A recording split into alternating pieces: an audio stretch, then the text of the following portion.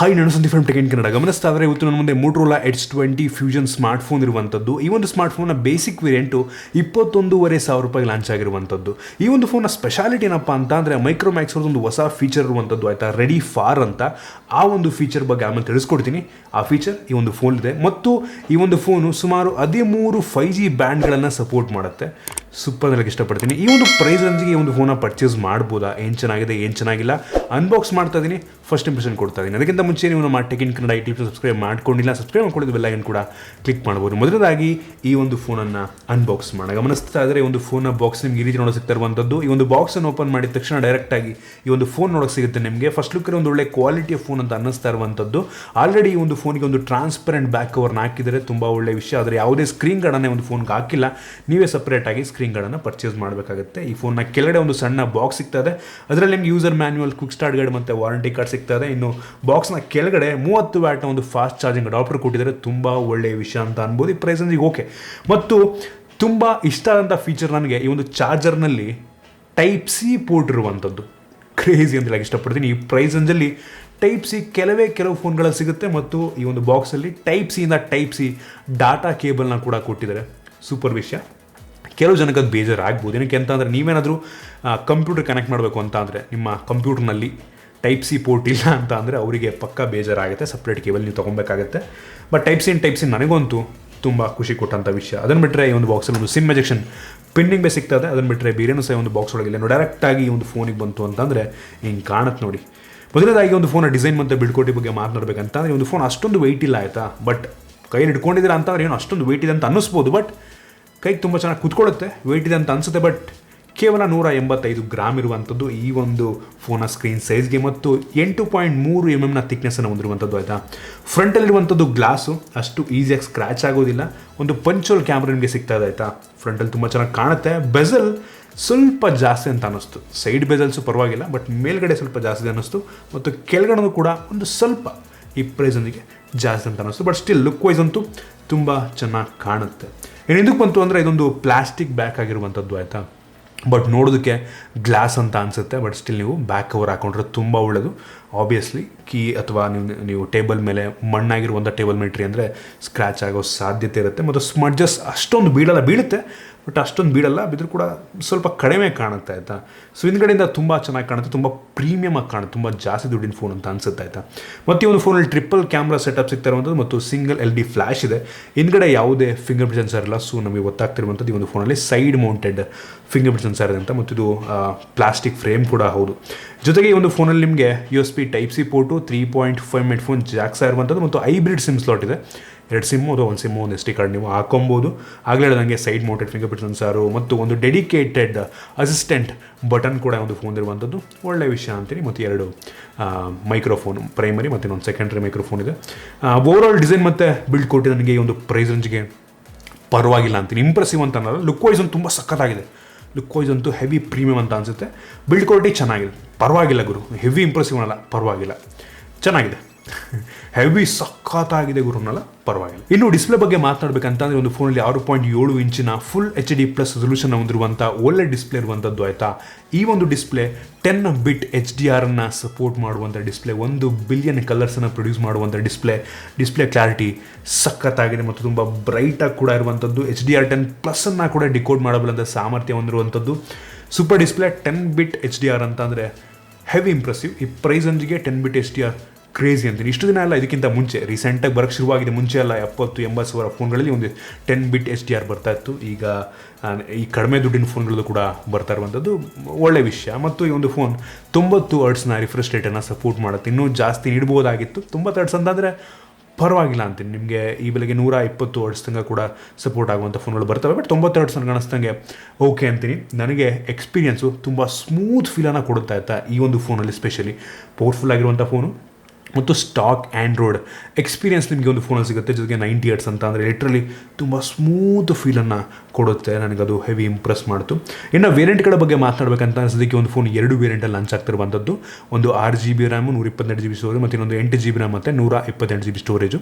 ಇದರಲ್ಲಿರುವಂಥ RAM ಬಂದುಬಿಟ್ಟು LPDDR4X RAM ಆದರೆ storage ಅವ್ರು ಸ್ಪೆಸಿಫೈ ಮಾಡಿಲ್ಲ. ನಾನು ಸ್ಪೀಡ್ ಟೆಸ್ಟ್ ಮಾಡ್ದಂಗೆ UFS 2.2 ಅಂತ ನನಗೆ ಅನ್ನಿಸ್ತಾ ಇರುವಂಥದ್ದು. ಆ ಸ್ಪೀಡ್ ಟೆಸ್ಟನ್ನು ಕೂಡ ನಿಮಗೆ ತೋರಿಸ್ತಾ ಇದ್ದೀನಿ. ಓಕೆ ಅಂತೀನಿ ಒಂದು ಪ್ರೈಸ್ ರೇಂಜ್ಗೆ.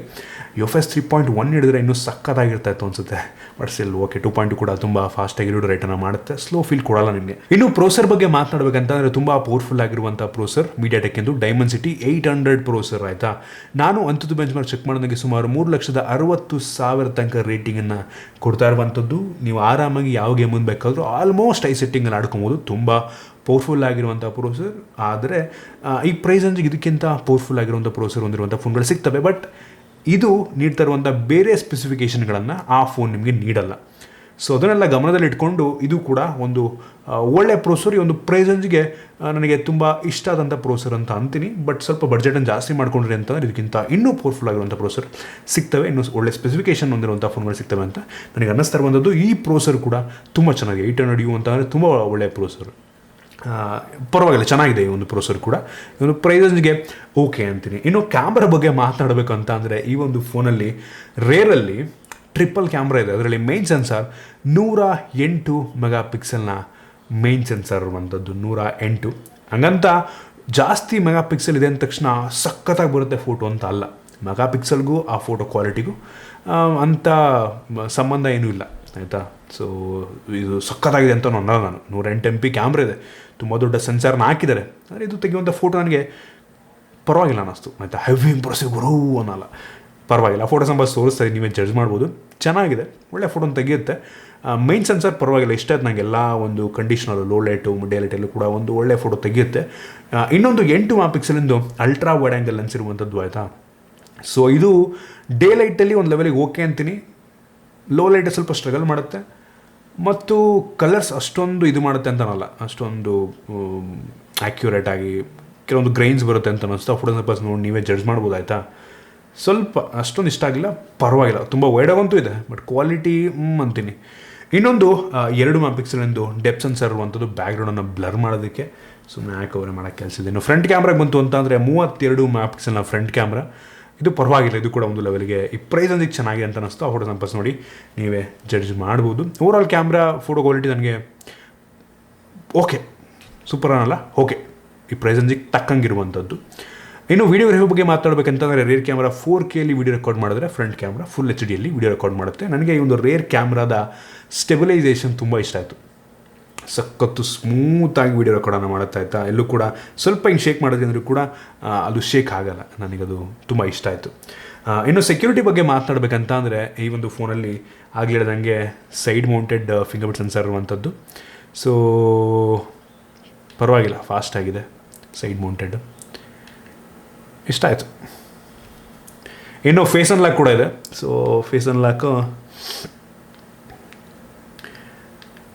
ಇದು ಕೂಡ ಫಾಸ್ಟ್ ಆಗಿದೆ. ನನಗೆ ಇದು ಏನು ತೊಂದರೆ ಕೊಡುತ್ತೆ ಅಂತ ಅನಿಸಿಲ್ಲ, ಫಾಸ್ಟಾಗಿದೆ ಇದು ಕೂಡ, ಸೂಪರ್ ಅಂತೀನಿ. ಇನ್ನು ಬ್ಯಾಟ್ರಿ ಬಗ್ಗೆ ಮಾತನಾಡಬೇಕಂತ ಅಂದರೆ ಒಂದು ಫೋನಲ್ಲಿ 5000 mAh ಕೆಪಾಸಿಟಿಯ ಬ್ಯಾಟ್ರಿ ಇರುವಂಥದ್ದು ಒಳ್ಳೆ ವಿಷಯ. 5000 ಅಂತ ಅಂದರೆ ತುಂಬ ಕಡಿಮೆನೂ ಅಲ್ಲ, ಹೆವಿ ಜಾಸ್ತಿನೂ ಅಲ್ಲ, ಸಾಕು 5000.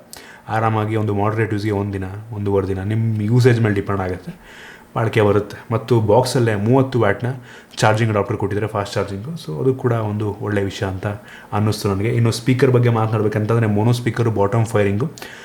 ಸ್ಪೀಕರ್ನ ಕ್ವಾಲಿಟಿ ಚೆನ್ನಾಗಿದೆ, ಜೋರಾಗಿ ಕೇಳುತ್ತೆ, ಕ್ರಿಸ್ಪ್ ಆಗಿದೆ ಸೌಂಡ್, ಒಂಥರ ಇಷ್ಟ ಆಯಿತು ನನಗೆ. ಇನ್ನು ನನಗೆ ತುಂಬ ಇಷ್ಟ ಆದಂಥ ಫೀಚರು ಈ ಒಂದು ಫೋನಲ್ಲಿ stock android experience, android 11. Next 2 android OSಗಳಿಗೆ ಅಪ್ಡೇಟನ್ನು ಇವ್ರು ಕೊಡ್ತೀನಿ ಅಂತ ಪ್ರಾಮಿಸನ್ನು ಮಾಡಿರುವಂಥದ್ದು Motorola ಅವರು. ಆ್ಯಂಡ್ರಾಯ್ಡ್ 12 ಬಂತು ಅಂದರೂ ಅಪ್ಡೇಟ್ ಬರುತ್ತೆ, ಆ್ಯಂಡ್ರಾಯ್ಡ್ 13 ಬಂದರೂ ಕೂಡ ಅಪ್ಡೇಟ್ ಬರುತ್ತೆ. ಸೂಪರ್ ವಿಷಯ ಅಂತ ಅಂತೀನಿ. ಇದರಲ್ಲಿ Motorolaದಲ್ಲಿ ನೀವು ತಲೆಗೆಡಿಸ್ಕೊಳ್ಳೋ ಅವಶ್ಯಕತೆ ಇಲ್ಲ, ಅಪ್ಡೇಟ್ ಚೆನ್ನಾಗಿರುತ್ತೆ. ಮತ್ತು ಸ್ಟಾಕ್ ಆ್ಯಂಡ್ರಾಯ್ಡ್ ಎಕ್ಸ್ಪೀರಿಯನ್ಸ್ ನನಗೆ ಹೆವಿ ಇಂಪ್ರೆಸ್ ಮಾಡ್ತು. ಇನ್ನು ಡೈರೆಕ್ಟಾಗಿ ಈ ಒಂದು ಫೋನ್ನ ರೆಡಿ ಫಾರ್ ಫೀಚರ್ನ ಬಗ್ಗೆ ಮಾತನಾಡೋಣ ಆಯಿತಾ. ನೀವೆಲ್ಲರೂ ಕೂಡ ಸ್ಯಾಮ್ಸಂಗಿದು ಡೆಕ್ಸ್ ಫೀಚರ್ನ ಆಬ್ವಿಯಸ್ಲಿ ಕೇಳಿರ್ತೀರ ಆಯಿತಾ. ಹಂಗಂತ ಅಂದರೆ ವೈರ್ಲೆಸ್ ಮುಖಾಂತರ, ವೈರ್ನ ಮುಖಾಂತರ ನಿಮ್ಮ ಫೋನನ್ನು ಕಂಪ್ಯೂಟರ್ ರೀತಿ ಕನ್ವರ್ಟ್ ಮಾಡ್ಕೊಳ್ಳುವಂಥದ್ದು, ಡಿಸ್ಪ್ಲೇ ಇದ್ರೆ ಸಾಕೋದಕ್ಕೆ. ಸೊ ಅದೇ ಫೀಚರು ಈ ಒಂದು ಫೋನಲ್ಲೂ ಕೂಡ ಇರುವಂಥದ್ದು. ಈ ಒಂದು ಫೋನಲ್ಲಿ ಒಂದು ಡಿಫ್ರೆನ್ಸ್ ಏನಪ್ಪ ಅಂತಂದರೆ ಕಂಪ್ಯೂಟರ್ಗೆ ಡೈರೆಕ್ಟಾಗಿ ಕನೆಕ್ಟ್ ಮಾಡ್ಕೊಬೋದು ವೈರ್ಲೆಸ್ ಮುಖಾಂತರ. ಜಸ್ಟ್ ಸ್ಕ್ಯಾನ್, ವಾಟ್ಸಪ್ ಯಾವ ರೀತಿ ಯೂಸ್ ಮಾಡ್ತಿರೋ ಆ ರೀತಿ, ಬಟ್ ಹೈ ಸ್ಪೀಡ್ ಇಂಟರ್ನೆಟ್ನ ಅವಶ್ಯಕತೆ ಇರುತ್ತೆ. ಸೊ ಏನಂತಂದರೆ ಜಸ್ಟ್ ಒಂದು ಕ್ಲೈಂಟ್ ಬರುತ್ತೆ, ಕ್ಲೈಂಟ್ ಅಪ್ಲಿಕೇಶನ್ ಬರುತ್ತೆ Motorola ಅವ್ರದ್ದು. ಅದನ್ನು ಕಂಪ್ಯೂಟರ್ಗೆ ಡೌನ್ಲೋಡ್ ಮಾಡಿಕೊಂಡು ಅಲ್ಲಿ ಸ್ಕ್ಯಾನ್ ಮಾಡಿದ್ರಿ ಅಂತಂದರೆ ಪ್ರತಿಯೊಂದು ಅಪ್ಲಿಕೇಶನ್ಗಳನ್ನು, ಪ್ರತಿಯೊಂದು ಟೆಕ್ಸ್ಟನ್ನು, ವಾಟ್ಸಪ್ಪನ್ನೆಲ್ಲ ನಾವು ಕಂಪ್ಯೂಟರ್ನಲ್ಲೇ ಯೂಸ್ ಮಾಡ್ಬೋದು. ತುಂಬ ಒಳ್ಳೆ ಫೀಚರು. ಕೆಲವು ಜನಕ್ಕೆ ಅದು ಯೂಸ್ಫುಲ್ ಆಗಬಹುದೇನು, ನನಗೆ ಇದು ಇಷ್ಟ ಆಯಿತು ಒಂದು ಲೆವೆಲ್ಗೆ. ಮತ್ತು ಆಗಲೇ ಹೇಳ್ದಂಗೆ ಇದರಲ್ಲಿ 13 5G ಬ್ಯಾಂಡ್ಸ್ಗಳನ್ನ ನೀಡಿರುವಂಥದ್ದು. ಕೆಲವೊಂದು ಫೋನ್ಗಳಲ್ಲಿ 1-2 5G ಬ್ಯಾಂಡ್ಗಳು ಕೊಟ್ಬಿಟ್ಟು 5G ಫೋನ್ ಅಂತ ಅಂತಾರೆ, ಬಟ್ ಇದರಲ್ಲಿ 13 5G ಬ್ಯಾಂಡ್ ಸೂಪರ್ ಅಂತೀನಿ. ಜೊತೆಗೆ ಒಂದು ಫೋನ್ಗೆ ಬೇಸಿಕ್ IP ರೇಟಿಂಗನ್ನು ಕೂಡ ನೀಡಿರುವಂಥದ್ದು. ಅಷ್ಟು ಈಸಿಯಾಗಿ ನೀರು ಒಳಗಡೆ ಹೋಗಲ್ಲ. ಈ ಒಂದು ಸಿಮ್ ಸ್ಲಾಟಿಗೆ ಎಲ್ಲ ರಬ್ಬರ್ ಹಾಕಿದ್ದಾರೆ, ಟ್ರೈ ಮಾಡಿದ್ದಾರೆ ಆದಷ್ಟು ನೀರು ಒಳಗಡೆ ಹೋಗ್ದಂಗೆ, ಒಂದು ಒಳ್ಳೆ ವಿಷಯ ಅಂತೀನಿ. ಮತ್ತು ಕ್ಯಾರಿಯರ್ ಅಗ್ರಿಗೇಷನ್ನ ಕೂಡ ಸಪೋರ್ಟ್ ಮಾಡುತ್ತೆ, ತುಂಬ ಒಳ್ಳೆ ವಿಷಯ. ಇದಿಷ್ಟು ಈ ಒಂದು ಫೋನ್ನ ಮೈನ್ ಫೀಚರ್ಸ್ ಆಗಿರುವಂಥದ್ದು. ನೀವು ಆದರೆ ಕೇಳ್ತಾ ಇದ್ದೀರಾ ಅಂತಂದರೆ ಈ ಒಂದು ಫೋನ್ನ ಈ ಒಂದು ಪ್ರೈಸ್ ರೇಂಜ್ 21,500 ರೇಂಜಲ್ಲಿ ಪರ್ಚೇಸ್ ಮಾಡ್ಬೋದಾ ಅಂತ ನಾನಂತೀನಿ. ಈ ಒಂದು ಪ್ರೈಸ್ ರೇಂಜಿಗೆ ಇದು ನೀಡ್ತಾ ಇರುವಂಥ ಸ್ಪೆಸಿಫಿಕೇಷನ್ ಒಂದು ಲೆವೆಲಿಗೆ ತುಂಬ ಚೆನ್ನಾಗಿದೆ. ನೀವು ಏನನ್ನ ನೋಡ್ತಾ ಇದ್ದೀರಾ ಒಂದು ಫೋನಲ್ಲಿ ಅದು ತುಂಬ ಇಂಪಾರ್ಟೆಂಟ್ ಆಗುತ್ತೆ. ಪರ್ಫಾರ್ಮೆನ್ಸ್ ಬೇಕು ಅಂತ ಆಬ್ವಿಯಸ್ಲಿ ಇದಕ್ಕಿಂತ ಪವರ್ಫುಲ್ ಆಗಿರುವಂಥ ಫೋನ್ಗಳು ನಿಮಗೆ ಸಿಗ್ತವೆ ಹೌದು ಪರ್ಫಾರ್ಮೆನ್ಸ್ ವೈಸಲ್ಲಿ. ಬಟ್ ಬೇರೆ ಸ್ಪೆಸಿಫಿಕೇಷನ್ ನೋಡಿಕೊಂಡ್ರೆ ಡಿಸೈನ್ ಚೆನ್ನಾಗಿದೆ, ಲುಕ್ ವೈಸ್ ಚೆನ್ನಾಗಿದೆ, ಡಿಸೈನ್ ಇಂಪ್ರೂವ್ ಆಗ್ಬೋದಾಗಿತ್ತು. ಗ್ಲಾಸ್ ಪ್ಯಾಕ್ ಎಲ್ಲ ನೀಡಿ, ಡಿಸ್ಪ್ಲೇ ಸೂಪರ್ ಆಗಿರುವಂಥದ್ದು, ಸ್ಟೋರೇಜ್ ಎಲ್ಲ ತುಂಬ ಚೆನ್ನಾಗಿದೆ, ಪ್ರೊಸೆಸರ್ ಒಂದು ಲೆವೆಲಿಗೆ ಓಕೆ ಅಂತೀನಿ, ಕ್ಯಾಮ್ರಾ ಒಂದು ಲೆವೆಲಿಗೆ ಓಕೆ ಅಂತೀನಿ, ಬ್ಯಾಟ್ರಿ ಚೆನ್ನಾಗಿದೆ. ಹೌದು ಫೀಚರ್ ಚೆನ್ನಾಗಿದೆ, ಬಟ್ ನಿಮ್ಮ ಅವಶ್ಯಕತೆಗೆ ತಕ್ಕಂಗೆ ಒಂದು ಫೋನ್ನ ಚೂಸ್ ಮಾಡ್ಬೋದು. ನಾನು ಈ ಒಂದು ಫೋನ್ ಚೂಸ್ ಮಾಡೋದ್ರೆ ಒಂದು ಹೌದು ಪ್ರೊಸೆಸರ್ ಚೆನ್ನಾಗಿದೆ ಮತ್ತು ಸಾಫ್ಟ್ವೇರ್ ಎಕ್ಸ್ಪೀರಿಯನ್ಸಿಗೆ ಮತ್ತು ಡಿಸ್ಪ್ಲೇಗೆ ಒಂದು ಫೋನ್ನ ಪರ್ಚೇಸ್ ಮಾಡ್ತೀನಿ. ಸೊ ಇದಿಷ್ಟು ಈ ಒಂದು ಫೋನ್ನ ಬಗ್ಗೆ ಆನೆಸ್ಟ್ ಒಪಿನಿಯನ್. ನಿಮ್ಗೆ ಇದ್ರ ಬಗ್ಗೆ ಏನಿಸುತ್ತೆ ಕೆಳಗಡೆ ಕಾಮೆಂಟಲ್ಲಿ ತಿಳಿಸ್ಬೋದು. ನಿಮ್ಗೆ ಇಷ್ಟ ಆಗಿಬಿಟ್ಟು ಲೈಕ್ ಮಾಡಿ, ಶೇರ್ ಮಾಡಿದ ರೀತಿ ನಮ್ಮ ಬೇರೆ ಬೇರೆ ವಿಡಿಯೋ ನಮ್ಮ tech in Kannada IT subscribe ಮಾಡ್ಕೊಂಡಿಲ್ಲ ಅಂದರೆ ಸಬ್ಸ್ಕ್ರೈಬ್ ಮಾಡ್ಕೊಂಡಿದ್ದು ಬೆಲ್ ಐಕನ್ ಕೂಡ ಕ್ಲಿಕ್ ಮಾಡ್ಬೋದು. ಸಿಗೋಣ ಮುಂದೆ ವಿಡಿಯೋದಲ್ಲಿ.